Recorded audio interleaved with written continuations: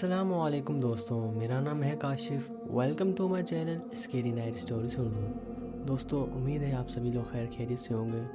दोस्तों, थंबनेल और टाइटल से तो आपको पता चल गया होगा कि आज का वाक़या किस चीज़ से रिलेटेड है। तो दोस्तों, आज की स्टोरी बहुत ही इंटरेस्टिंग होने वाली है। लेकिन इससे पहले दोस्तों, आप लोग अगर हमारे चैनल पर नए हैं तो सबसे पहले हमारे चैनल को सब्सक्राइब करें और साथ में बेल आइकन को प्रेस कर लें। इससे होगा ये कि हमारी न्यू वीडियो आने वाली सबसे पहले पहुंचेगी आपके पास। तो चलिए बिना किसी टाइम वेस्ट किए इस कहानी को शुरू करते हैं।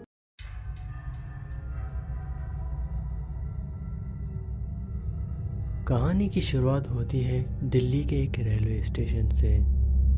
दिन के टाइम ये स्टेशन आम स्टेशन की तरह चहल पहल से भरा रहता है। मुसाफिर भागते दौड़ते और उनके बैग्स की आवाज़ और हर घंटे गूंजती ट्रेनों की सीटी। लेकिन जैसे ही सूरज ढलता है और अंधेरा पटरियों पर उतरता है, यही स्टेशन किसी दूसरी दुनिया का हिस्सा लगता है। अंधेरे में डूबा ये स्टेशन, टिमटिमाती पीली बत्तियां और दूर से आती हुई ट्रेन की सीटी, ये सब एक ऐसा माहौल बना देते हैं जिससे इंसान का दिल दहल जाए। और सबसे हैरान करने वाली बात, रात के टाइम पर अक्सर यहाँ कोई ट्रेन रुकती ही नहीं। हर ट्रेन बिना स्लो हुए तेज रफ्तार से निकल जाती है, जैसे वो खुद वहाँ रुकने से डरती हो। प्लेटफॉर्म नंबर 3 की तरफ तो कोई नज़र भी नहीं डालता, क्योंकि यहाँ के लोग कहते हैं कि वहाँ पर कोई और भी मौजूद है, कोई ऐसा जो आज भी अपनी आखिरी ट्रेन पकड़ने की कोशिश कर रहा है। तकरीबन 5 साल पहले इसी स्टेशन पर एक दिल दहलाने वाला हादसा हुआ था, और उसी हादसे की वजह से यहाँ पर अजीब अजीब से वाक़ये होने लगे। ये कहानी एक ऐसे स्टेशन की है जहाँ देर रात तक रुकने की कोई भी हिम्मत नहीं करता। आप इसे अफवाह मान सकते हैं या सिर्फ एक पुरानी कहानी समझ सकते हैं। उन्हीं कहानियों पर बेस्ड है जिनका सामना एक रेलवे वर्कर अरमान ने किया था। कहा जाता है कि आप अगर रात के टाइम पर प्लेटफॉर्म नंबर 3 पर अकेले खड़े हो तो शायद वैसा ही महसूस करें जो अरमान ने महसूस किया था। अरमान भारतीय रेल में पिछले 12 सालों से काम करता आ रहा था। कुछ ही महीने पहले उसकी ट्रांसफ़र दिल्ली रेलवे स्टेशन पर हुई थी। उसे रेलवे ट्रैफिक कंट्रोलर के रूप में तैनात किया गया था। उसकी ड्यूटी होती थी रात की आखिरी ट्रेन निकल जाने के बाद स्टेशन के दफ्तर को बंद करना अरमान का ही काम था। अरमान अपने काम में इतना माहिर हो चुका था कि अब उसे रात में अकेले रहने की आदत पड़ गई थी। लेकिन आज भी कुछ ऐसी बातें जो उसे डरा देती हैं। स्टेशन शहर से थोड़ा दूर था, इसलिए रात के 11 बजे बाद यहाँ पर कोई भी नज़र नहीं आता। सिर्फ सुनसान प्लेटफॉर्म और टिमटिमाती लाइटें नज़र आती हैं, और कभी कभी हवा के साथ सरसराती आवाज़ें। लेकिन मुसाफिर लोगों में और वहाँ के लोगों ने हमेशा एक ही बात की, आधी रात के बाद प्लेटफॉर्म नंबर 3 पर कुछ अजीब होता है। वहाँ एक साया दिखाई देता है, तो किसी को लगता था कि वहाँ किसी के चलने की आहट आती हो। एक दिन अरमान ने अपने साथी कबीर से पूछा, ये प्लेटफॉर्म नंबर 3 वाली बातें सच हैं या लोग सिर्फ डर फैलाने के लिए कहानियाँ करते हैं? कबीर ने हल्की हंसी के साथ कहा, भाई, मैंने खुद तो कुछ नहीं देखा, लेकिन बहुत से लोगों ने अजीब अजीब सी चीज़ें महसूस की हैं। पहले यहाँ एक गार्ड था, उसने दावा किया था कि प्लेटफॉर्म नंबर 3 पर उसने एक आदमी को बैठा हुआ देखा था, लेकिन जैसे ही वो पास गया तो वहाँ पर कोई भी नहीं था। और ये सिर्फ एक बार नहीं हुआ, कई बार लोगों ने ऐसी ही बातें कही। अरमान ने ये सुनकर ज़्यादा ध्यान नहीं दिया। उसे भूत प्रेत की कहानियों पर कभी यकीन नहीं था। वो मानता था कि रात का अंधेरा और दिमाग की थकान इंसान को धोखा दे देती है। लेकिन दोस्तों, अरमान को क्या पता था कि बहुत जल्द उसे खुद इस वाक़ये का सामना करना था। करीब कुछ साल पहले समीर नाम का एक सरकारी मुलाजिम रात 8:30 की ट्रेन से सफ़र करता था। लेकिन एक रात ऑफिस में काम ज़्यादा होने की वजह से वो देर तक वहीं फंसा रहा। उसकी वाइफ ने फ़ोन पर बताया था कि घर पर मेहमान हैं। और उसे जल्दी आना चाहिए। समीर घबराया हुआ था और वो जल्द से जल्द घर पहुंचना चाहता था। वो भागता भागता स्टेशन पहुंचा, लेकिन तब तक ट्रेन धीरे धीरे चलना शुरू हो गई थी। बेताबी में दौड़कर उसने ट्रेन को पकड़ने की कोशिश की, मगर उस दिन प्लेटफॉर्म गीला था और उसका पैर फिसल गया। वो सीधा जाकर पटरियों पर गिरा। बैलेंस बिगड़ने की वजह से वो और आगे फिसलता चला गया और वो अगले ही पल ट्रेन के नीचे आ गया। ये वाकया रात के 10:50 पर हुआ। प्लेटफॉर्म पर मौजूद एक बूढ़े चाय वाले ने अपनी आंखों से ये मंजर देखा था।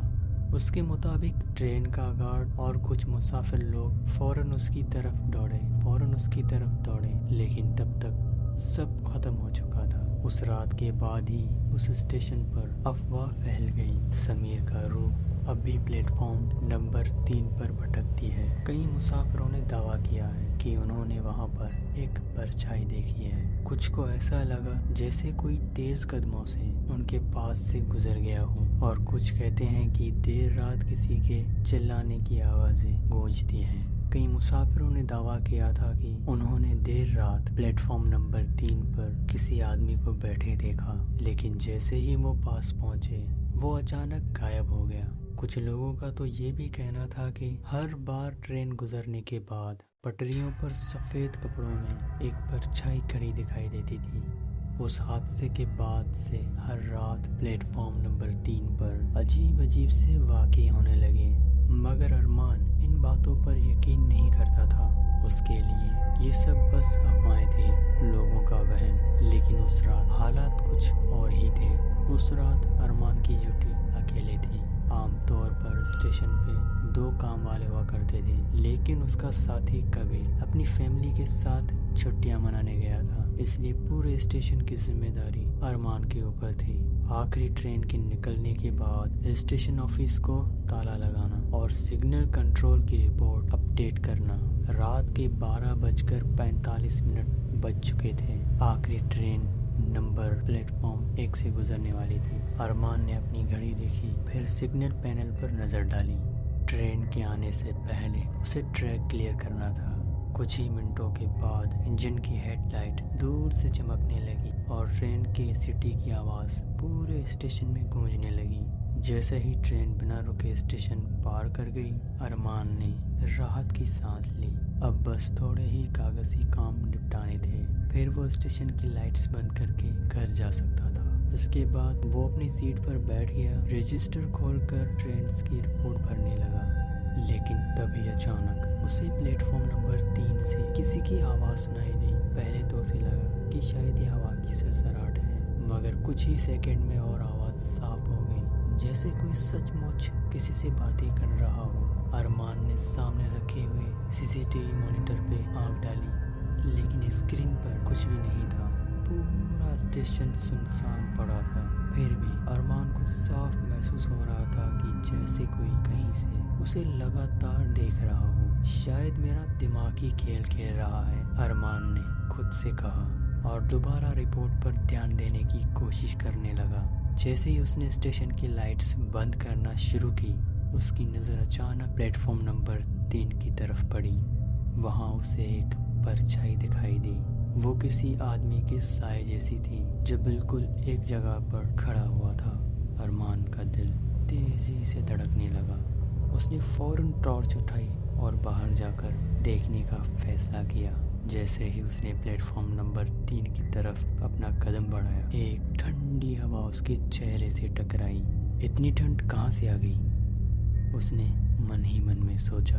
प्लेटफॉर्म पर पहुंचते ही उसने अपनी नज़र चारों तरफ घुमाई, लेकिन वहाँ कोई भी नहीं था। लेकिन फिर भी वो साफ साफ महसूस कर रहा था कि अभी भी यहाँ पर कोई खड़ा था, और अचानक गायब हो गया। और उसी टाइम पर उसके पीछे किसी के कदमों की आवाज़ सुनाई दी।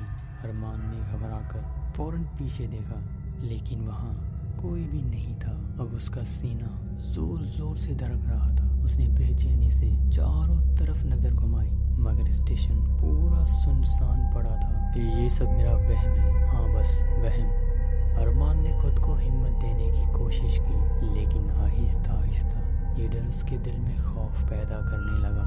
वो तेजी से वापस स्टेशन मास्टर केबिन की ओर भागा और दरवाजा जोर से बंद कर लिया। अंदर पहुंचते ही उसकी नजर घड़ी पर गई। रात के 1:30 बज चुके थे। उसने गहरी सांस ली, खुद को शांत करने की कोशिश की और फिर से अपने काम में लगने की कोशिश करने लगा। मगर वो जितना खुद को समझाता उतना ही उसे यकीन होने लगा कि जो भी हो रहा है वो सिर्फ उसके दिमाग का वहम नहीं है। उस स्टेशन पर वाकई में कुछ था। उस रात के बाद से अरमान बेचैन रहने लगा और सही से सो भी नहीं पाता था, क्योंकि जैसे ही वो अपनी आंखें बंद करता उसे सिर्फ वही वाकया याद आता। प्लेटफॉर्म नंबर 3 पर खड़ा वो साया। इसके बाद अगली शाम ड्यूटी के दौरान अरमान ने अपने साथी कबीर से इस वाकये का जिक्र किया। कबीर, कल रात कुछ अजीब हुआ था। प्लेटफॉर्म नंबर 3 पर कोई खड़ा था, लेकिन जब मैं पास गया तो वो गायब हो गया और मैंने वहाँ पर किसी की आवाज़ भी सुनी। कबीर हंसकर बोला, अरमान, रात की शिफ्ट में अकेले अकेले होते होते तेरा दिमाग खराब हो गया है। नहीं यार, मैं मजाक नहीं कर रहा, कुछ तो है वहाँ पर। तू भी तो यहाँ पर काफ़ी वक्त से काम कर रहा है ना, क्या तुझे कभी यहाँ पर कुछ अजीब नहीं लगा? अरमान ने गुस्से में कहा। कबीर थोड़ी देर चुप रहा। सच कहूँ तो मैंने खुद ऐसा कभी महसूस नहीं किया, लेकिन कई लोगों से सुना है कि प्लेटफॉर्म नंबर 3 पर रात को कभी मत जाना। मैंने इसे अफवाह समझकर कभी ध्यान नहीं दिया। कबीर की बातें सुनकर अरमान मुतमईन नहीं था। उसने स्टेशन के आसपास से कुछ पुराने दुकानदारों से भी बात की। स्टेशन के बाहर चाय की दुकान चलाने वाले बुजुर्ग श्यामलाल ने कहा, बेटा, मैंने खुद उस रात समीर को ट्रेन में चढ़ने की कोशिश करते हुए देखा और उसके बाद उसकी दर्दनाक मौत। उसके बाद से कई लोगों ने उसे रात के वक्त उसे स्टेशन पर देखा है। कुछ लोग कहते हैं कि आज भी वो आखिरी ट्रेन पकड़ने की कोशिश करता है। अब अरमान को पूरा यकीन हो गया कि ये कोई झूठी कहानी नहीं थी। इसके बाद अरमान डर से बीमार होने लगा और एक दिन ड्यूटी पर भी नहीं आया। कबीर उस रात नाइट शिफ्ट में अकेला था। उस रात तकरीबन 1 बजे कबीर अपनी ड्यूटी कर रहा था जब उसे प्लेटफॉर्म नंबर 3 से कुछ अजीब सी आवाज़ें सुनाई दी। पहले उसे इसने नज़रअंदाज किया, लेकिन जब आवाज़ें तेज़ होने लगी तो उसने अपनी हिम्मत जुटाकर वहां जाने का फैसला किया। जैसे ही वो प्लेटफॉर्म नंबर 3 पर पहुंचा तो उसे एक ठंडी हवा का झोंका महसूस हुआ। फिर उसे दूर कोई बेंच पर बैठा हुआ दिखाई दिया। कौन है वहाँ? स्टेशन बंद हो चुका है, कबीर ने जोर से कहा, लेकिन वो आदमी वहाँ से हिला भी नहीं। इसके बाद कबीर ने टॉर्च जलाकर उस पर रोशनी लगाई और तभी अचानक वो साया गायब हो गया। ये देखकर कबीर डर के मारे वापस पीछे भागा और ऑफिस बंद करके सीधा घर चला गया। अगली सुबह वो अरमान के घर चला गया। अरमान, मैंने उसे देखा था, तू सही कह रहा था। अब दोनों को एहसास हो गया कि जो कुछ हो रहा था वो सब कुछ सच था, लेकिन स्टेशन मास्टर और वहाँ के लोग उनकी बातों को मजाक समझते थे। इसके बाद धीरे धीरे अरमान और कबीर की हालत बिगड़ने लगी। हर रात ड्यूटी पर जाना अब मुश्किल हो रहा था। उन्हें लगता था कि कोई उनकी हर हरकत को देख रहा है। कभी कभी तो टेलीफोन अपने आप बज उठता, लेकिन जब ये रिसीवर उठाते तो दूसरी तरफ से सिर्फ भारी सांसों की आवाज़ें सुनाई देती थी।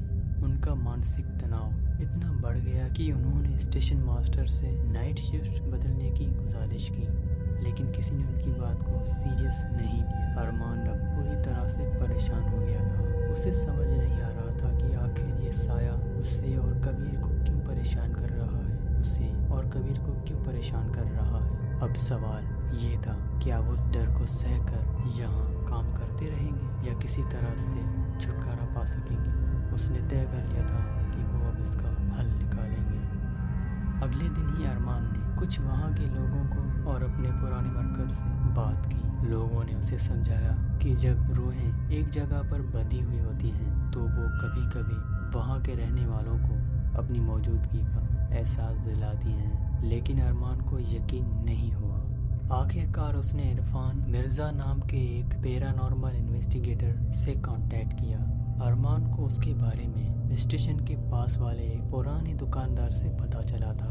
फैजान ने बताया कि इस मिस्ट्री को सिर्फ परवेज ही सॉल्व कर सकता है, जो पहले ही बहुत से वाक़यों की जानकारी कर चुका है। परवेज स्टेशन पर आकर कुछ जांच पड़ताल करने के बाद कुछ अजीब अजीब सी चीज़ें महसूस करने लगा। वो रूह काफ़ी गुस्से में लग रही थी। ऐसा मालूम होता था कि उसे इस दुनिया से जाने ही नहीं दिया गया। अरमान ने उसे समीर के बारे में बताया कि कैसे वो आखिरी ट्रेन को पकड़ने की कोशिश में मारा गया।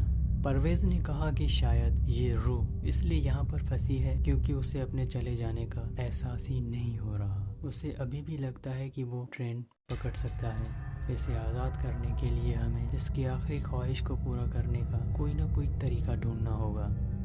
परवेज ने कुछ दिन स्टेशन पर रहकर गौर से जांच की, बहुत गौर से जांच की। उसने वहाँ कई बार EVP electronic voice phenomena record करने की कोशिश की और कुछ अजीब अजीब सी आवाज़ें भी कैद हुई। लेकिन सबसे चौंका देने वाली बात ये थी कि वो साया सिर्फ उन्हीं लोगों को परेशान कर रहा था जो जिन जिन्नात पर यकीन नहीं करते थे। ये साया उन लोगों को निशाना बनाता था जो उसे झूठ समझते थे। जैसे ही कोई उन्हें नकारता तो ये उसे एहसास दिलाने की कोशिश करती कि वो वाकई यहाँ मौजूद है। परवेज ने अरमान और कबीर को ये समझाया। अब अरमान को समझ में आया कि क्यों उसे और कबीर को ही ये सब एहसास हुआ था। ये दोनों ही शुरुआत से इन चीज़ों पर यकीन नहीं करते थे और हर वाक़ये को दिमाग का वहम समझकर टाल देते थे। लेकिन जैसे जैसे उन्होंने इस चीज़ को नकारा, उस साये ने खुद को और ज़्यादा जाहिर करना शुरू कर दिया। परवेज ने बताया कि शायद अगर एक बार फिर ट्रेन समीर के लिए रुके और वो उसमें चढ़कर अपना सफ़र पूरा करे तो उसकी रूह को चैन मिल सकता है। परवेज की सलाह मानते हुए अरमान और कबीर ने रेलवे के कुछ मुलाजिम और वहाँ के लोगों की मदद से एक मंसूबा बनाया। वही टाइम चुना गया जिस टाइम समीर की मौत हुई थी। अरमान ने प्लेटफॉर्म नंबर 3 को तैयार किया और एक इंजन को वहाँ से गुजारने की कोशिश की, बिल्कुल ऐसे ही जैसे उस रात समीर ट्रेन को पकड़ना चाहता था। कबीर ने धीरे से समीर का नाम लिया। समीर, तुम्हारी ट्रेन आ गई है, अब तुम जा सकते हो। जैसे ही इंजन की रोशनी प्लेटफॉर्म पर पड़ी, अरमान और कबीर को एक साया सीढ़ियों से उतरते हुए देखा। सफ़ेद कपड़ों में धीरे धीरे ट्रेन की तरफ बढ़ते हुए परवेज ने ब्रेक करना शुरू की और सभी लोगों ने अपने सिर झुका लिए। वो साया ट्रेन के पास पहुंचकर एक पल के लिए रुककर जैसे वो किसी को शुक्रिया अदा करना चाहता हो, फिर वो ट्रेन के अंदर समा गया। इसके बाद ट्रेन की सीटी बजी और वो आगे बढ़ गई। उसके बाद प्लेटफॉर्म नंबर 3 पर ना ही कोई परछाई दिखाई दी और ना ही कोई आवाज़ और ना ही कोई ठंडी हवा का झोंका। पूरा स्टेशन का माहौल बदल गया था।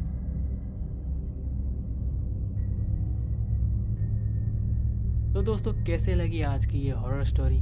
दोस्तों, अगर आपको पसंद आई हो तो प्लीज़ हमें कमेंट सेक्शन में लाजमी बताइएगा और आप कौन सी स्टोरी सुनना चाहते हैं वो भी बताइएगा। और मैंने अपना व्हाट्सएप नंबर डिस्क्रिप्शन में दे दिया है, वहाँ पर जाकर अपनी हॉरर स्टोरी सेंड कर सकते हैं। और दोस्तों, प्लीज़ हमारे चैनल को सब्सक्राइब कर लें, साथ में बेल आइकन को प्रेस कर लें। इससे होगा ये कि हमारी न्यू वीडियो आने वाली सबसे पहले आपके पास पहुँचेगी।